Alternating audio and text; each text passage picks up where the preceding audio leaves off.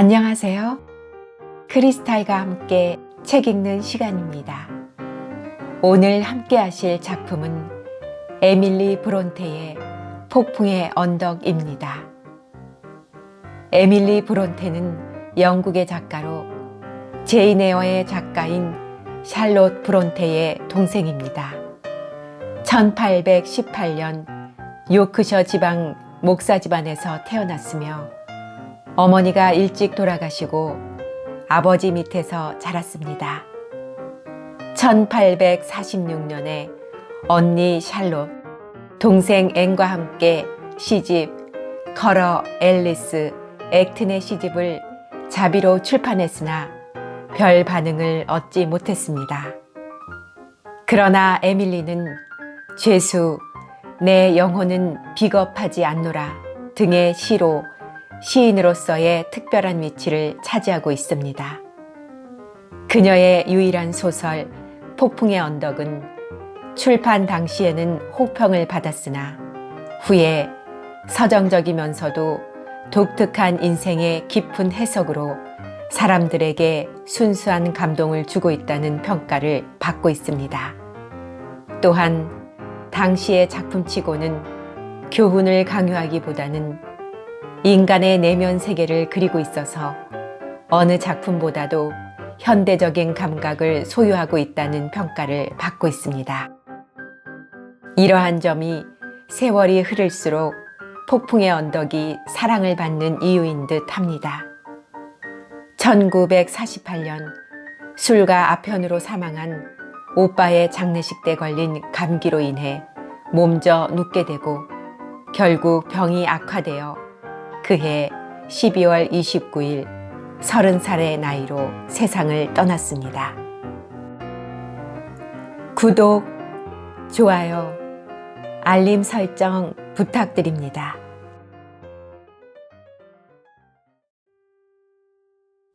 7. 캐시 아가씨는 크리스마스 때까지 거의 5주일을 드러시 크로스 저택에서 지냈습니다. 그동안 다쳤던 상처도 아물었고 행동도 많이 얌전해졌습니다. 우리 집 안주인은 자주 문병을 가서 좋은 옷과 칭찬의 말로 아가씨의 자존심을 세워주었고 그녀도 기꺼이 따랐습니다. 그리하여 아가씨가 집에 돌아왔을 때는 모자도 쓰지 않고 달려와 우리 모두를 숨도 못 쉬게 꽉 껴안아주던 말갈량이가 아니라 기품 있는 숙녀로 변해 있었습니다. 예쁘고 까만 망아지에서 내린 캐시 아가씨는 깃털이 달린 수달피 모자 밑으로 갈색의 곱슬머리를 늘어뜨리고 치렁거리는 부인용 모직 승마복 옷자락을 두 손으로 살짝 들어올리며 조심스럽게 걸어 들어왔습니다. 힌들리 서방님은 말에서 내리는 누이 동생을 도와주면서 기쁜 목소리로 소리쳤습니다. 야, 캐시, 아주 미인이 됐구나. 못 알아보겠는데? 이젠 제법 숙녀 티가 나는걸? 이사벨라 린턴 따위와는 비교도 안 돼. 그렇지 여보? 이사벨라는 바탕이 없잖아요. 하고 그의 아내가 맞장구를 쳤습니다. 하지만 다시 말갈량이가 되지 않도록 조심해야지요. 넬리, 캐시 아가씨 옷 벗는 것을 도와드려요. 잠깐, 아가씨 머리가 망가지겠어요. 모자를 벗겨드릴게요. 승마복을 벗자 체크무늬로 된 멋진 비단 우옷과 하얀 바지, 반들반들한 구두가 드러났습니다. 개들이 반가워서 뛰어나왔을 때 아가씨도 기쁜 듯 눈을 반짝거렸지만 개들이 매달리면 옷이 더러워질까봐 쓰다듬어 주지는 않았습니다. 캐시 아가씨는 저에게도 살며시 키스했습니다. 저는 크리스마스 케이크를 만드느라고 온통 밀가루 투성이었으므로 껴안을 수 없었지요. 그러고 나서 주위를 살피더니 히드 클리프를 찾는 것 같았습니다. 서방님 내외는 두 사람의 재회를 걱정스럽게 바라보고 있었습니다. 그들의 태도로 두 사람을 갈라놓는 일이 어느 정도 가능한지 가늠할 수 있으리라 여겼기 때문입니다. 히드 클리프는 눈에 띄지 않았습니다. 캐시 아가씨가 집을 비우기 전에도 히드클리프는 남에게 관심을 두지 않았고 남의 관심을 받아보지도 못했지만 그 후로는 더욱더 심해졌습니다. 저 말고는 그 아이에게 일주일에 한 번쯤은 씻으라고 말해줄 만한 관심조차 두는 사람이 없었으니까요. 그 또래 아이들은 원래 비누로 세수하는 것을 좋아하지 않는 법이지요. 그러니 석 달 동안이나 흙먼지 속에서 잊고 뒹굴던 옷이며 빗질 한번 하지 않은 숱 많은 머리는 말할 것도 없고 얼굴과 손에도 더러운 때가 끼어 있었습니다. 예상과는 다르게 헝클어진 머리를 한 자기 단짝이 아니라 훤하고 예쁜 숙녀가 되어 돌아온 캐시 아가씨를 보고 그가 긴 의자 뒤에 숨어버린 것은 당연한 일이었습니다. 히드클리프는 집에 없나요? 라고 물으며 장갑을 벗는 아가씨의 손은 그동안 아무 일도 하지 않고 집에만 있어서 눈부시게 하였습니다. 힌들리 서방님은 히드클리프가 난처해하는 꼴이 재미있고 또 그가 가까이 하기에 꺼림칙할 만큼 지저분한 불황아 같은 모습으로 아가씨 앞에 나타날 생각을 하니 기분이 좋아서 소리쳤습니다. 히드클리프, 나와도 좋아. 너도 캐서린 아가씨에게 인사드려라. 캐시 아가씨는 숨어있는 친구의 모습이 보이자 달려가서 그를 껴안고 단숨에 7번인가 8번쯤 뺨에 키스를 퍼부었습니다. 그러더니 그녀는 키스를 멈추고 물러서서 깔깔거리며 말했습니다. 어머나, 어쩌면 이렇게 우습고 이상해 보일까? 그렇지만 이렇게 느끼는 것도 다 내가 그동안 에드거나 이사벨라하고만 지냈기 때문일 거야. 히드클리프, 너 설마 나를 잊은 건 아니겠지? 캐시 아가씨가 그렇게 묻는 데는 이유가 있었습니다. 히드클리프는 수치심과 자존심으로 인해 얼굴이 험악하게 일그러진 채 꼿꼿하게 서 있었던 것입니다. 악수해라, 히드클리프. 가끔 악수쯤은 허락해 줄 테니까. 힌들리 서방님이 큰 인심이라도 쓰듯 말했습니다. 싫어. 놀림감이 되는 건 싫어. 참을 수 없어. 그는 그 자리를 빠져나가려 했지만 캐시 아가씨가 히드클리프를 붙잡았습니다. 너를 놀릴 생각은 없었어. 다만 웃음을 참을 수 없었을 뿐이야. 히드클리프, 악수쯤은 해야지. 왜 화가 났니? 내 모습이 이상해 보여서 그랬을 뿐이야. 세수하고 머리를 빗어보렴. 괜찮아질 테니. 그렇지만 지금은 너무 더러워. 캐시 아가씨는 마주 잡은 그의 더러운 손가락과 자기 옷을 조심스럽게 쳐다보았습니다. 그의 손이 옷에 닿아서 더러워질까봐 두려웠던 겁니다. 일부러 나를 만질 필요는 없어. 히드클리프가 손을 빼내며 말했습니다. 난 마음 내키는 대로 그냥 이렇게 살 테야. 난 더러운 게 좋아. 그러니까 앞으로도 일부러 더럽게 하고 다닐 거야. 이렇게 말하고 그는 밖으로 뛰쳐나갔습니다. 서방님 내외는 재미있어 했지만 캐서린 아가씨는 몹시 난처해 했습니다. 그가 어째서 그토록 화가 났는지 그 이유를 도무지 알 수가 없었던 것입니다. 아가씨의 시중을 들고 나서 저는 케이크를 오븐에 넣고 크리스마스 이브답게 불을 활활 지펴 지방과 부엌을 따스하게 한 다음 편히 앉아 크리스마스 캐럴이나 부르며 조용히 즐기려 했습니다. 조지프는 제가 부르는 찬송가가 너무 명랑해서 유행가 같다고 놀렸지만 저는 상관하지 않았습니다. 조지프는 기도한다고 자기 방으로 올라가고 서방님 내외는 캐시 아가씨에게 친절하게 대해준 답례로 린턴댁 아이들에게 선물하려고 미리 사다 놓은 여러 가지 장난감을 보여주며 그녀의 환심을 사고 있었습니다. 워더링 하이츠에서 크리스마스 아침을 같이 보내자고 그 댁 아이들을 초대했더니 린턴 부인은 조건부로 그 초대에 응했던 겁니다. 즉, 자기의 사랑스러운 아이들과 그 입버릇 나쁜 망나니와는 절대로 어울리지 못하게 해달라는 것이었습니다. 이런 사정으로 저는 혼자 부엌에 남게 되었습니다. 저는 음식이 익을 때 풍기는 구수한 냄새를 맡으면서 반짝거리는 부엌 세간들이며 호랑가시 나무로 장식한 번쩍이는 시계, 식후에 술을 마실 수 있도록 쟁반 위에 가지런히 준비해둔 은잔, 그 중에서도 제가 특별히 신경 써서 쓸고 닦은 마룻바닥을 흐뭇하게 바라보았습니다. 마음속으로 그것을 하나하나 찬미하다가 생전에 언시어른께서 이렇게 깨끗이 청소되어 있는 것을 보시고는 칭찬해 주시면서 1실링짜리 하나를 손에 쥐어주시곤 하던 일이 생각났습니다. 그러다가 다시 그분이 히드클리프를 사랑하시던 일이며 당신이 돌아가신 다음에 그가 푸대접을 받지 않을까 걱정하시던 일, 그리고 불쌍한 아이의 현재의 처지가 생각나서 노래를 하다 갑자기 울고 싶어졌습니다. 그러나 그의 불행에 눈물을 흘리기보다는 그가 조금이라도 푸대접을 덜 받을 수 있도록 노력하는 편이 더 현명하리라는 생각을 했습니다. 그래서 그를 찾으러 뜰로 나갔습니다. 그는 얼마 떨어지지 않은 마구간에서 평소와 다름없이 어린 망아지의 매끄러운 털을 쓸어주고 다른 말들에게는 먹이를 주고 있었습니다. 서둘러, 히드클리프. 부엌은 따뜻한데 조지프는 2층에 올라가고 없어.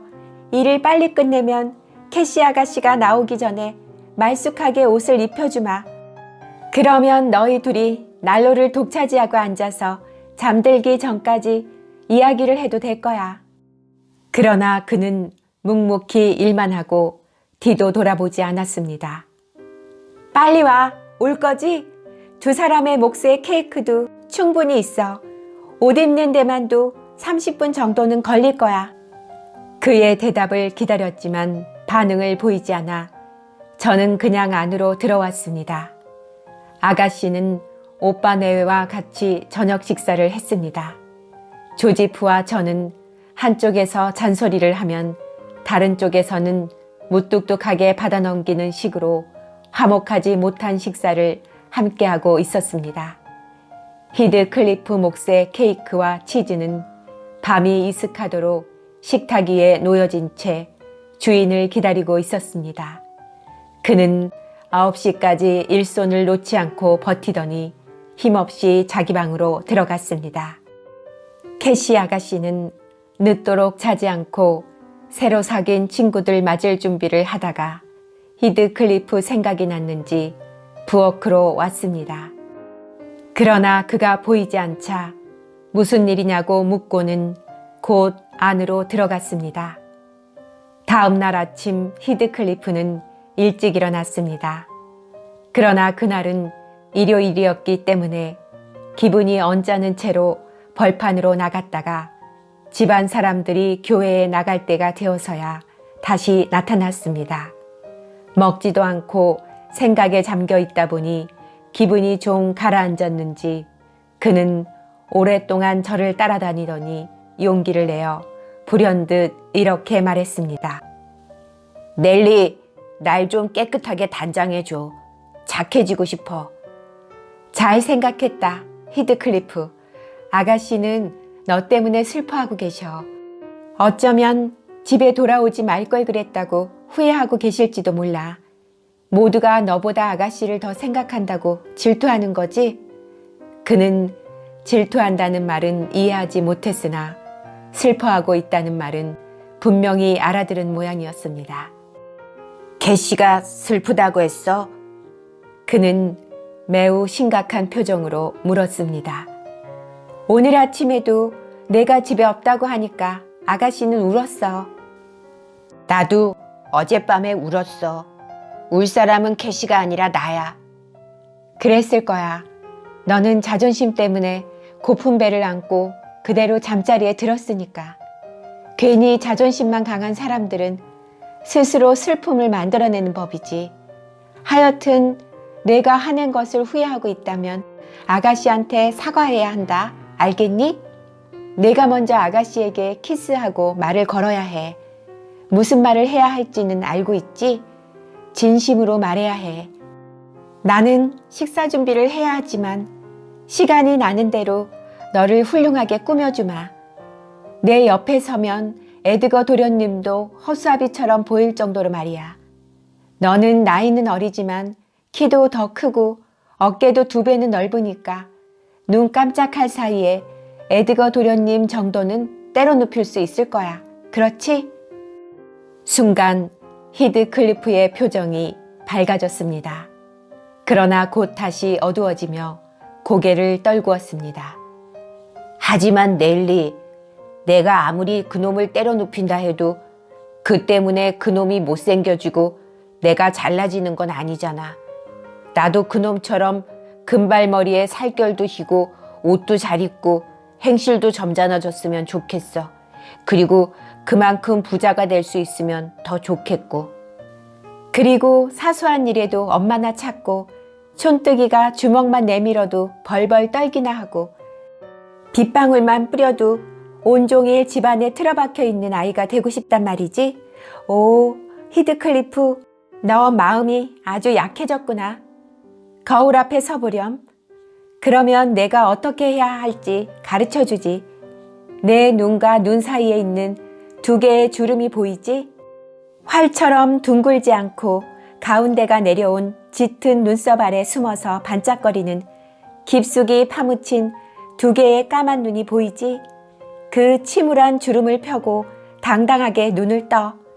그 악마의 눈을 아무것도 의심하지 않고 확실한 원수가 아니면 모두를 친구로 대하는 순진한 천사의 눈으로 바꾸도록 애써보라고. 발길에 채워도 마땅하다는 것을 알고 있으면서도 자기를 찬 사람뿐 아니라 온 세상 사람을 모두 원망하는 사나운 들개 같은 표정일랑 아예 짖지 말고. 그러니까 에드거 린턴같이 크고 푸른 눈과 넓은 이마를 가지려고 애쓰란 말인데 나도 노력하고 있지만 그게 생각처럼 쉽지 않단 말이야. 얘야, 마음씨가 착하면 얼굴도 아름다워지는 법이란다. 마음이 악하면 제 아무리 잘생긴 얼굴도 험악해 보이지.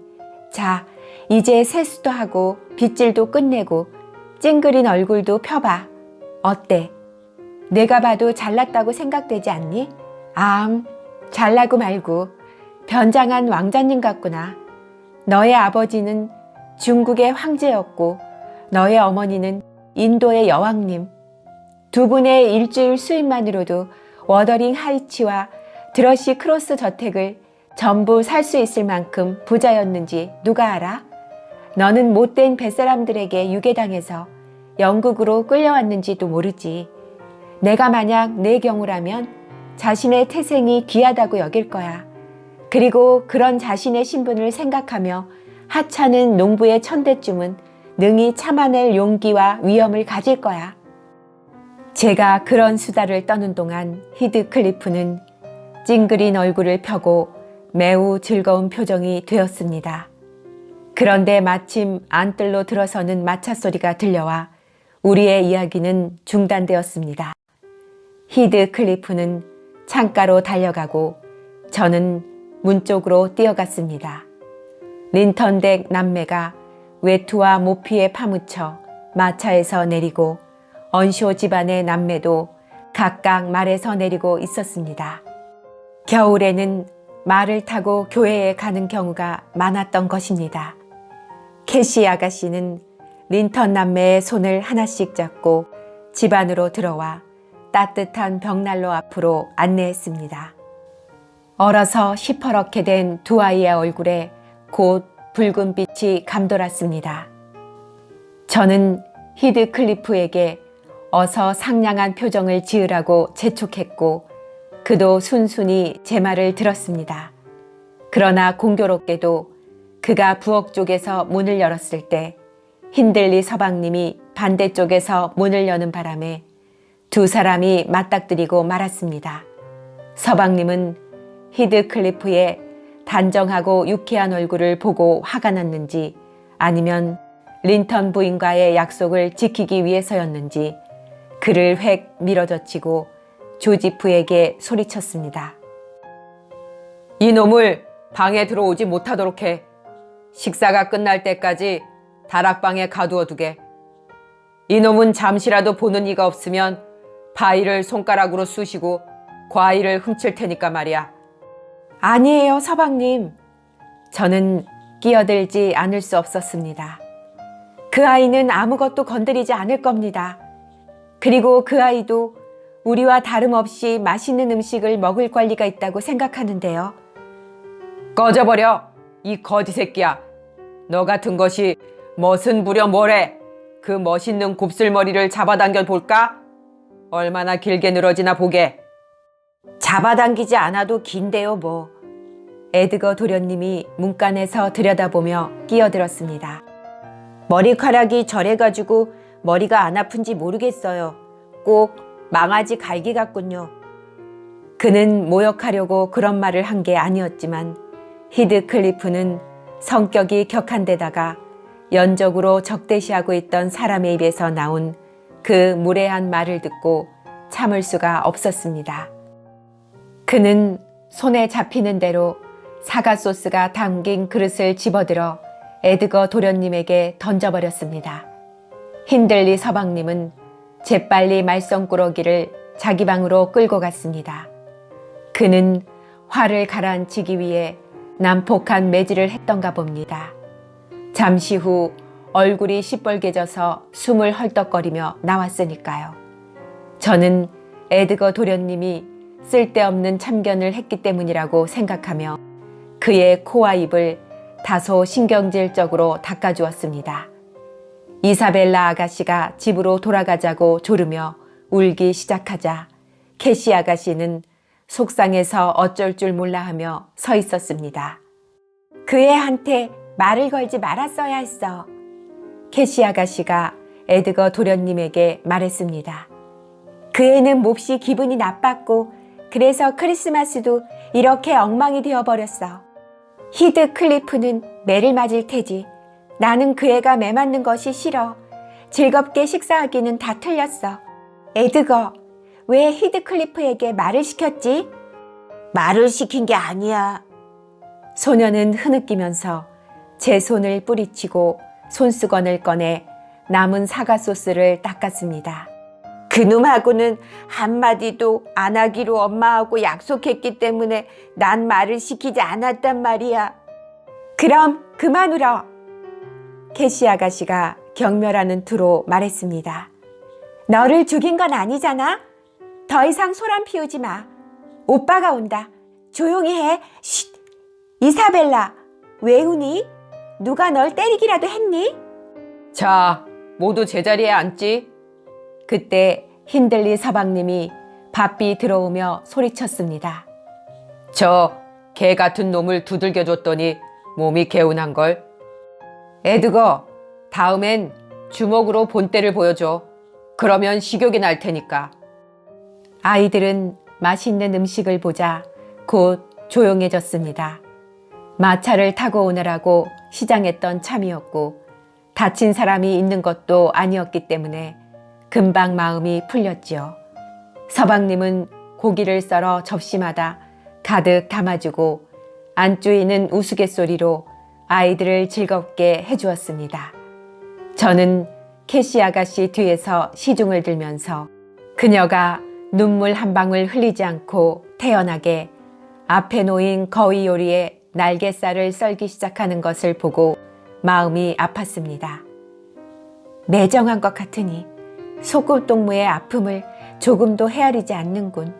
저렇게 인정머리 없는 줄은 미처 몰랐는걸 하고 저는 생각했습니다. 그 순간 캐시 아가씨가 고기 한 조각을 입으로 가져가다 말고 내려놓더니 두 눈이 붉어지면서 눈물을 주르륵 흘렸습니다.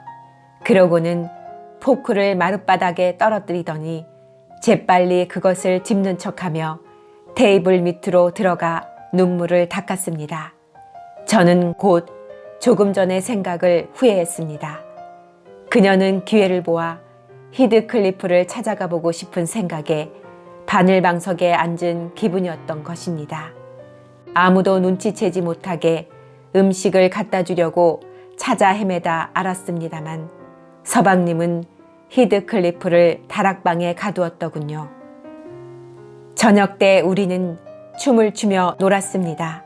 캐시 아가씨는 이사벨라 아가씨의 파트너가 없으니 히드클리프를 풀어달라고 간청했지만 소용없었습니다. 그래서 제가 이사벨라 아가씨의 파트너가 되었습니다. 춤에 열중하다 보니 우울한 생각은 모두 잊어버렸습니다.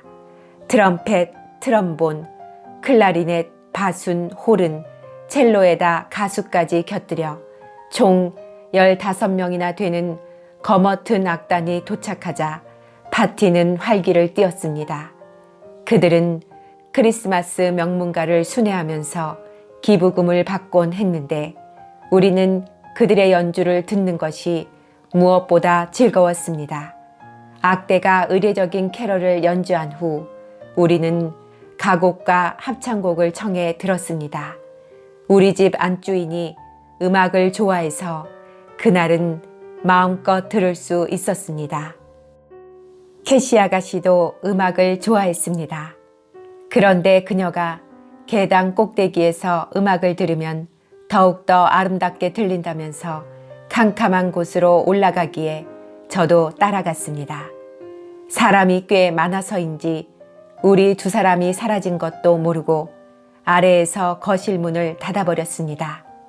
아가씨는 계단 꼭대기까지 가서도 멈추지 않고 자꾸 올라가더니 히드클리프가 갇혀있는 다락방까지 올라가 그를 불렀습니다. 히드클리프는 고집스럽게도 한동안 대답하지 않았으나 아가씨가 끈질기게 말을 걸자 드디어 판자벽 너머로나마 이야기를 나눌 수 있게 되었습니다. 저는 그들의 대화를 방해하지 않고 내버려 두었다가 노래가 끝나고 악사들이 가벼운 음식을 들 때쯤 다시 올라가 보았습니다. 그런데 캐시 아가씨는 안 보이고 다락방 안에서 두 사람의 목소리가 들려왔습니다. 아가씨는 원숭이처럼 이쪽 방의 창문을 통해 지붕을 타고 넘어가 그가 있는 다락방의 창문으로 들어갔던 것인데 저는 그녀를 달래서 다시 끌어내는데 무척 애를 먹었습니다.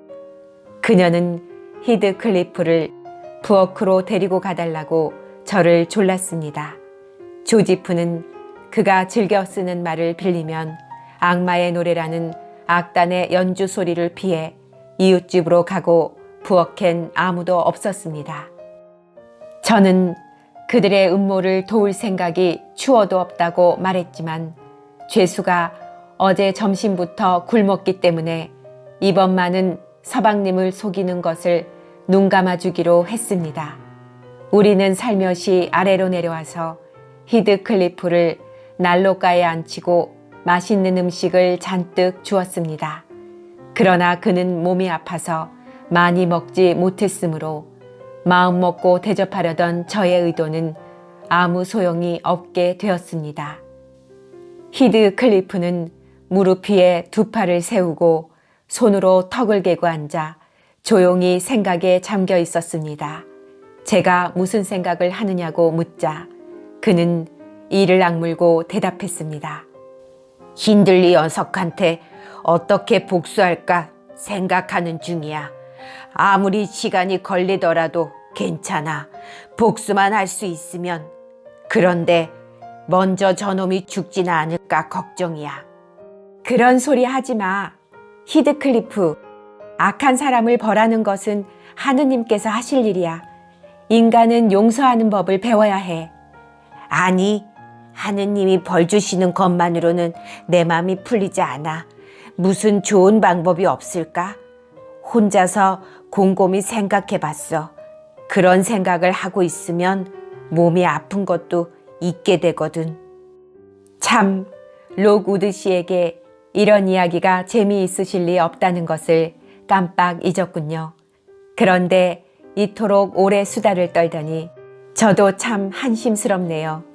죽은 이미 식어버리고 졸고 계시는 분한테 히드클리프의 내력이래야 대여섯 마디면 충분한 것을.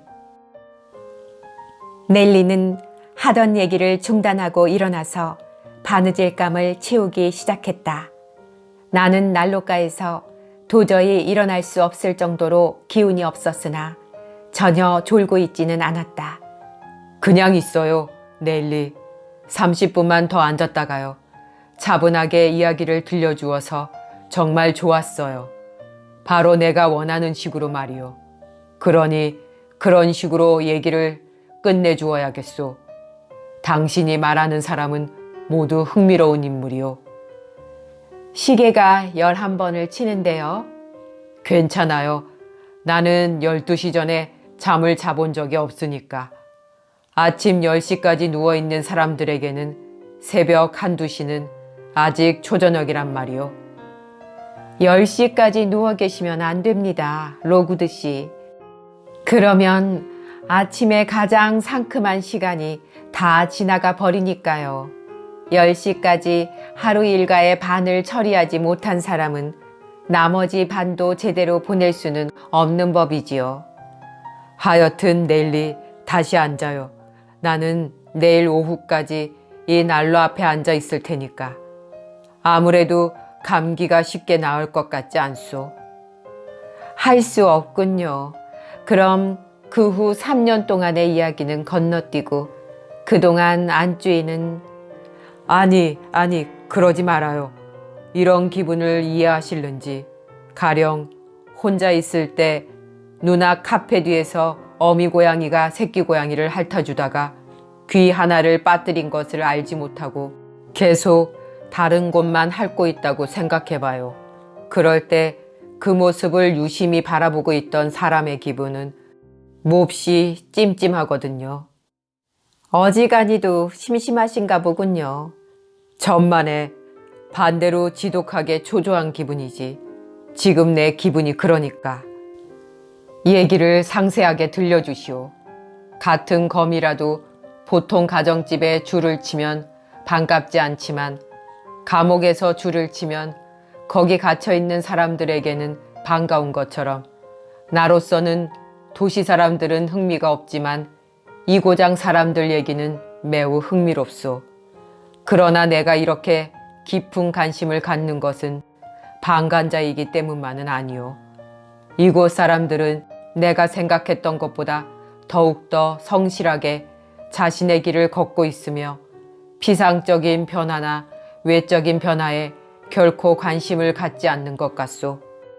나는 여태까지 단 1년이라도 지속되는 사랑은 있을 수 없다고 믿어왔지만 이곳에는 죽을 때까지 변치 않는 사랑 얘기가 있을 것 같소.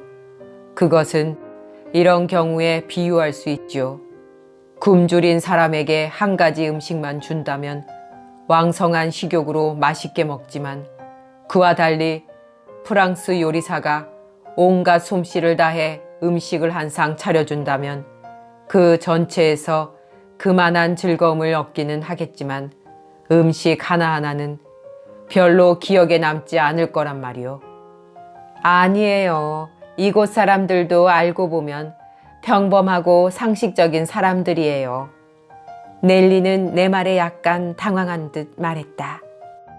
실례지만 바로 당신이 내 말에 대한 산 증거가 되는 셈이죠. 당신은 약간의 시골티만 벗는다면 당신이 속해 있는 계급의 사람들과는 전혀 다른 것 같아요. 내 생각에 당신은 보통 하인들보다 훨씬 더 아는 것이 많아 보여요. 잡다한 일에 마음을 어지럽힌 적이 없었기 때문에 자연스럽게 사고력이 키워진 모양이지요. 솔직히 말해 저도 제 자신이 성실하고 어느 정도 분별력이 있다고 생각합니다만 그것은 1년 내내 시골에 살면서 항상 같은 얼굴만 대하고 늘 같은 일만 해왔기 때문이 아니라 엄한 교육을 받았기 때문이지요.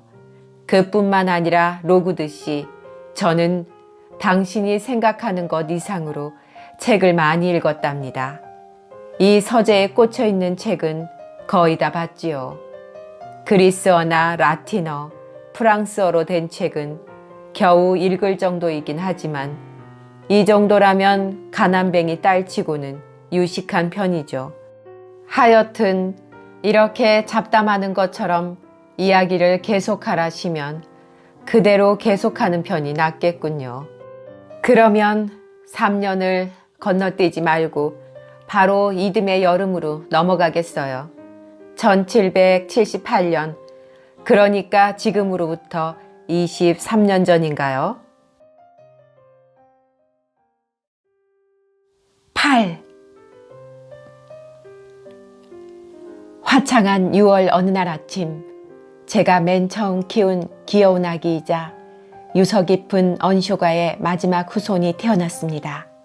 저희는 집에서 꽤 떨어진 들에서 건초를 만드느라 분주했는데 항상 아침 식사를 갖다 주던 계집아이가 보통 때보다 1시간이나 일찍 목장을 가로질러 좁은 길을 뛰어오면서 외쳤습니다. 정말 아기가 탐스러워요. 계집아이는 숨을 헐떡이면서 말했습니다. 이 세상에 그렇게 잘생긴 아기는 없을 거예요. 하지만 케네스 선생님 말씀이 아시는 희망이 없대요. 오래전부터 폐병을 앓고 계셨다나 봐요. 케네스 선생님이 서방님하고 얘기하시는 것을 들었는데 아마 겨울을 넘기지 못할 거래요. 넬리, 어서 집으로 가야 해요. 넬리가 아기를 키우게 될 거래요.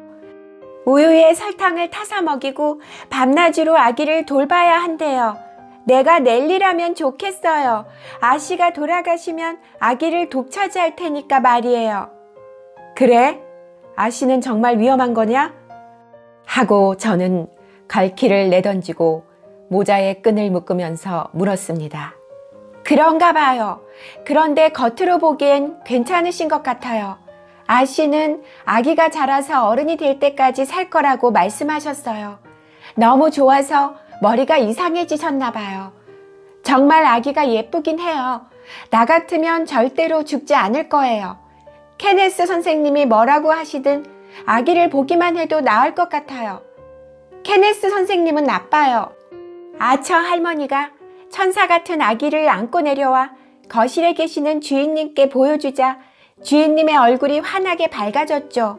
그런데 그 순간 케네스 선생님이 나서서 이복에 힘들리 자네 아내가 살아서 이 아기를 낳아준 것도 기적일세.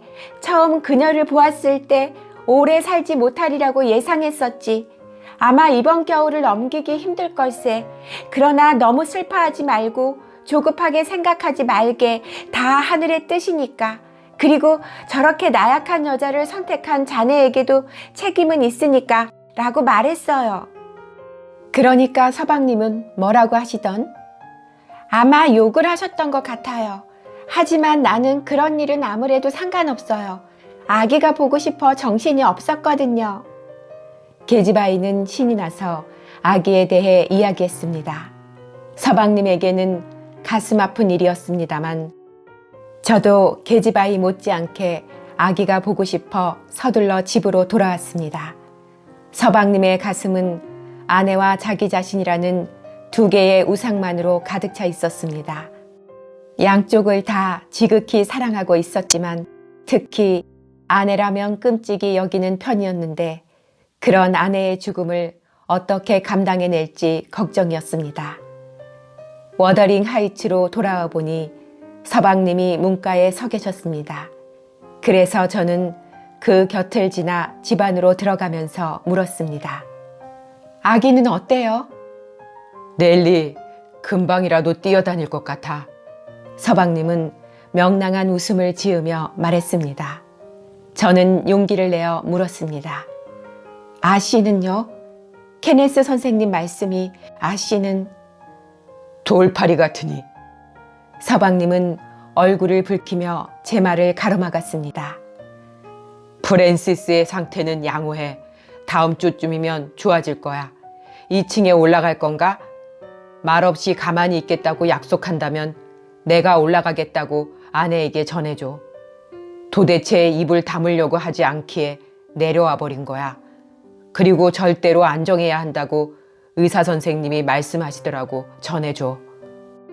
저는 서방님의 말씀을 산모에게 전했습니다. 그러자 그녀는 들뜬 표정으로 명랑하게 대답했습니다.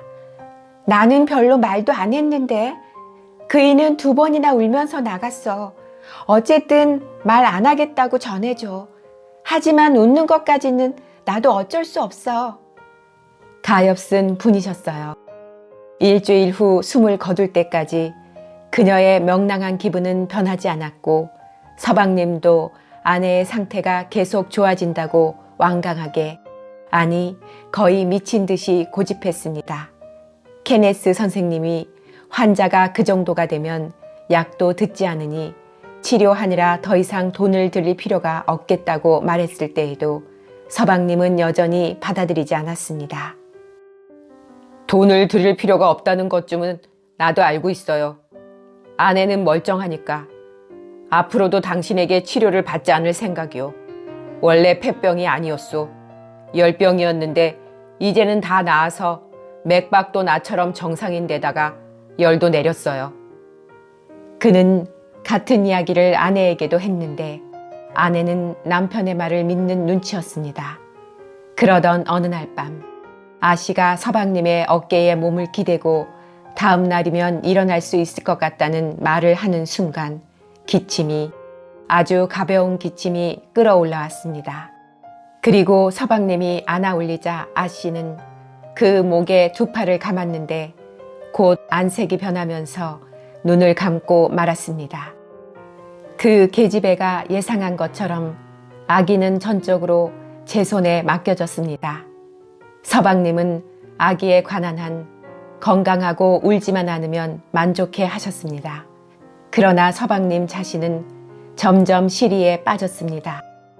그의 슬픔은 울어서 풀릴 종류의 것이 아니었습니다. 그는 울지도 않고 기도를 드리지도 않았습니다. 대신 욕하고 싸우고 하느님과 사람들을 저주하면서 끝없는 방탕에 빠져버렸습니다. 하인들도 그의 난폭한 행동을 견디지 못하고 하나둘 나가버리고 나중에는 조지프와 저만 남게 되었습니다. 저는 제가 맡은 아기를 도저히 나 몰라라 할 수가 없었을 뿐만 아니라 전에도 말씀드린 것처럼 서방님과는 젖을 나눠 먹은 사이이기 때문에 그의 행실을 다른 사람보다는 너그럽게 보아주었던 거지요. 조지프는 소작인과 일꾼들을 들볶는 재미로 남아 있었습니다. 고약한 일들이 벌어지는 곳에 남아 잔소리나 하는 것을 사명으로 하는 위인이었으니까요. 서방님의 못된 행실과 나쁜 친구들은 캐서린 아가씨와 히드 클리프에게 좋은 본보기가 되었습니다. 히드 클리프를 대하는 서방님의 태도는 성자라도 악마로 변하게 할 정도였습니다. 그리고 히드 클리프의 악마적인 성격은 그때 이미 나타났으며 구제할 수 없을 만큼 타락해가는 서방님의 모습을 보고 기뻐하면서 날로 더 음흉하고 영악스러워져 가는 것이 눈에 보이기 시작했습니다. 그때의 지옥 같은 집안 사정은 말로 다 할 수 없을 정도였습니다. 끝내 부목사님도 발길을 끊으시고 점잖은 집안 사람은 아무도 가까이 하려 하지 않았습니다.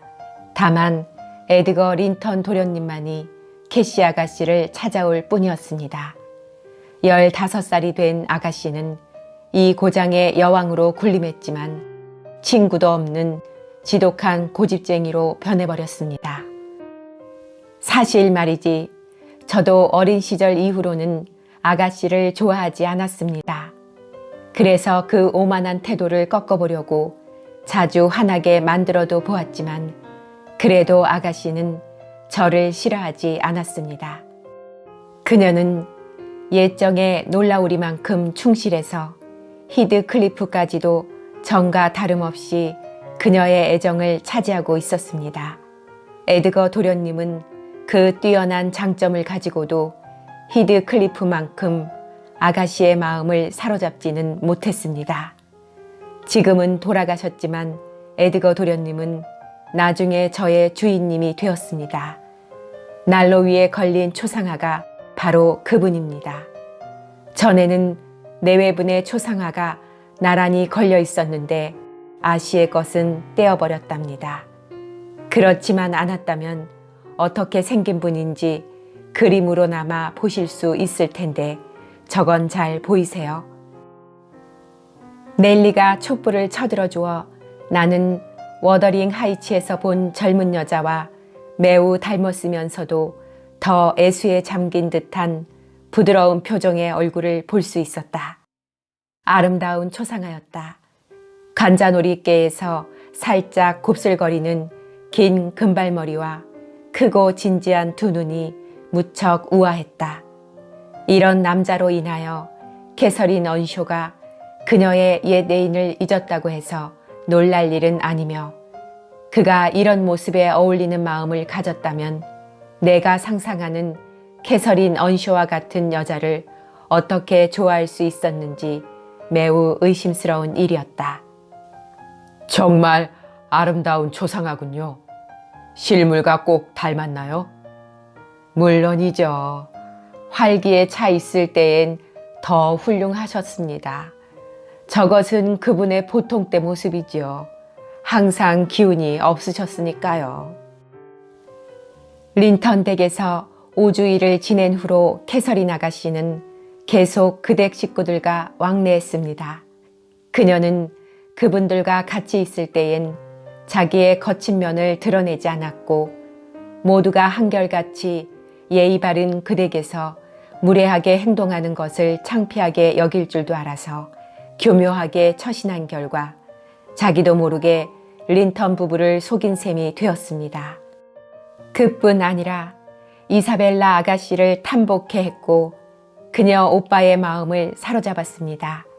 야심으로 가득 찬 캐시 아가씨는 반드시 누구를 속이려는 나쁜 생각을 가진 것은 아니었지만 자기도 모르게 이중인격을 지니게 되었습니다. 모두가 히드클리프를 천한 악마니 짐승만도 못한 놈이니 욕하는 곳에서는 히드클리프와 같은 행동을 안 하도록 애썼지만 집에 돌아와서는 얌전한 척 해봤자 웃음거리밖에 되지 않았고 그래봐야 유익할 것도 없고 칭찬을 받는 것도 아니었으므로 얌전해지겠다는 생각도 거친 성품을 고쳐보겠다는 생각도 하지 않는 것 같았습니다. 에드거 도련님은 당당하게 워더링 하이츠를 방문할 용기를 좀처럼 내지 못했습니다. 힌들리 서방님에 대한 소문을 듣고는 겁을 먹고 마주치기를 꺼려해서였겠지요. 그러나 그분은 항상 우리 집에서는 최고의 대접을 받았습니다. 서방님도 그의 방문 목적을 알고 있었기 때문에 기분 상하지 않게 해드리려고 했고 의젓하게 행동할 수 없을 때엔 오히려 자리를 피했습니다. 캐서린 아가씨는 에드거 도련님이 집으로 찾아오는 것을 별로 좋아하지 않는 것 같았습니다. 에드거 도련님과 히드클리프가 만나는 것이 싫었기 때문이죠.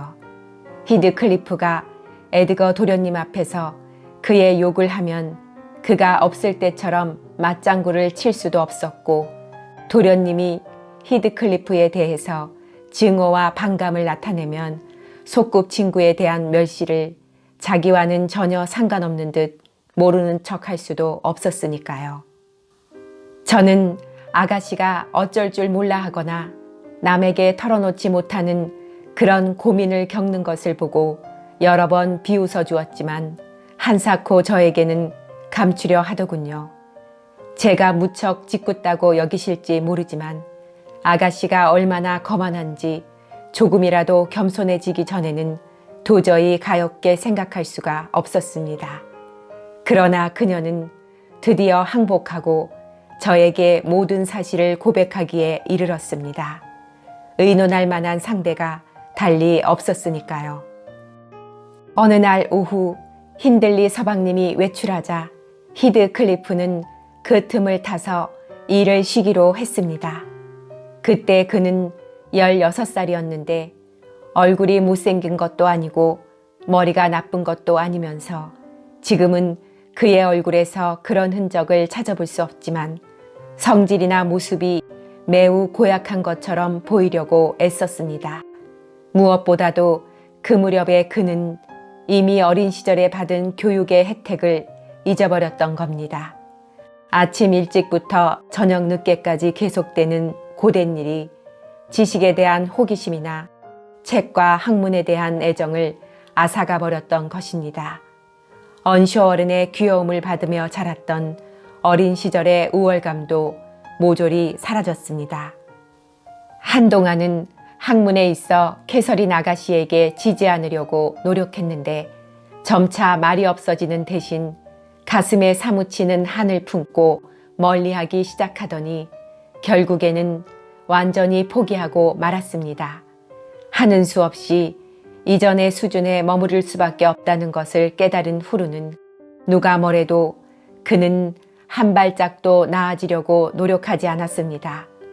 정신적인 타락과 더불어 외모도 추해져서 걸음걸이도 단정치 못하고 얼굴도 바보스러워졌습니다. 원래 내성적인 성격이 천치에 가깝도록 비사교적인 우울증으로 바뀌어 몇 안 되는 친구들에게마저 사랑받기보다는 미움을 받는 것에 미묘한 쾌감을 느끼고 있는 것 같았습니다. 히드클리프가 한가한 시간이면 캐서린 아가씨는 전과 다름없이 그와 함께 다녔습니다. 그러나 이미 그는 애정을 말로 표현할 줄 모르게 되었고 아가씨가 다소곳하게 포옹이라도 할라치면 의아해 하면서 몸을 피하는 품이 그런 식으로 애정 표시를 해도 고마울 것 없다는 시기였습니다. 아까 말씀드린 그날 히드클리프는 일을 쉬겠다는 말을 하려고 집으로 돌아왔습니다. 그때 저는 아가씨가 옷을 갈아입는 것을 도와드리고 있었습니다. 아가씨는 그가 일을 쉴 줄은 짐작조차 하지 못하고 온 집안을 독차지하게 되었다고 생각하고는 오빠가 없다는 사실을 에드거 도련님께 알린 다음 그분의 방문을 기다리고 있었던 것입니다. 그때 히드클리프가 들어와 캐시 아가씨에게 대뜸 물었습니다. 캐시, 오늘 오후에 바쁘니? 아니, 너 어디 가니? 비가 오는데 가기는 어딜 가? 그런데 왜 비단 옷을 입었지? 혹시 찾아올 손님이 있는 건 아니겠지? 찾아올 사람 없어 하고 아가씨가 더듬거리며 말했습니다. 하지만 히드클리프, 너는 지금 밭에서 일할 시간이야. 점심시간이 이미 1시간이나 지났어. 밭에 나간 줄 알았는데. 그 밉살스런 힌들리 녀석 안 보는 날이 드물거든. 오늘은 일을 그만하고 너와 함께 있을 생각이야. 그래? 하지만 조지프가 오빠에게 모두 일러 바칠 텐데 일하러 나가는 게 낫지 않겠니? 조지프 영감은 베니스톤 절벽 저편에서 석회를 싣고 있어. 밤이 되어야 일이 끝날 텐데 알 리가 없지. 이렇게 말하면서 그는 천천히 난로가에 와서 앉았습니다. 아가씨는 잠시 미간을 찌푸린 채 생각에 잠겼습니다. 방문하는 손님을 위해서도 이 상황을 현명하게 대처할 필요가 있었습니다. 사실은 오후에 이사벨라와 에드거가 오기로 했어. 하고 아가씨는 잠시 말을 중단하더니 다시 이었습니다. 비가 오니까 안 올지도 모르지만. 바쁘다고 돌아가라고 해, 캐시. 그 가소롭고 바보 같은 내 친구들 때문에 나를 내쫓지 마. 나는 불만스러울 때가 한두 번이 아니야. 도대체 그것들은 그만두자. 그 애들이 어쨌다는 거야? 아가씨가 곤란한 표정으로 그를 쳐다보면서 외쳤습니다. 그리고 머리를 만져주던 제 손을 획 뿌리쳤습니다. 넬리, 그렇게 마구 빗질하면 머리가 풀어지잖아. 그만하고 나가봐. 무엇 때문에 불만스럽다는 거지, 히드클리프? 아무것도 아니야. 하지만 저 벽에 걸린 달력을 좀 봐. 히드클리프가 창문 근처에 걸린 달력을 가리키며 말했습니다. 십자표는 네가 린턴네 오누이와 같이 보낸 날이고 동그라미는 나와 같이 보낸 날이야. 알겠어? 나는 매일 표시했단 말이야. 그래, 아주 대단하구나. 그런 것에까지 마음 쓸 줄도 알고. 그래서 어쨌다는 거야? 아가씨는 냉정하게 대꾸했습니다. 내가 늘 너를 지켜보고 있다는 것을 알려주는 거지. 그럼 내가 늘 너랑 같이 있어야 한단 말이니? 너는 말주변이 없어서 벙어리 아니면 어린애 같잖아. 아가씨는 몹시 짜증스러워하면서 따졌습니다. 너는 지금까지 한 번도 내가 말이 없다거나 나를 상대하기 싫다고 불평한 적이 없었어, 캐시. 아는 것도 없고 말주변도 없는 사람과 상대가 되겠니? 아가씨가 쏘아붙이자 히드클리프는 벌떡 일어났습니다. 그러나 그에게는 더 이상 자기 감정을 드러낼 시간이 없었습니다. 자갈길을 달려오는 말발굽 소리가 들렸으니까요. 잠시 후 에드거 도련님이 가만히 노크하고 들어오셨는데 뜻밖의 초대를 받은 기쁨으로 그의 얼굴은 환하게 빛나고 있었습니다. 두 사람이 들어오고 나가는 틈에 아가씨는 분명 두 사람의 차이점을 깨달았을 겁니다. 그것은 마치 황량한 산중의 탄광지를 벗어나 아름답고 비옥한 평야에 들어서는 것과도 같았습니다. 에드거 도련님의 목소리며 인사는 히드클리프와는 정반대였습니다.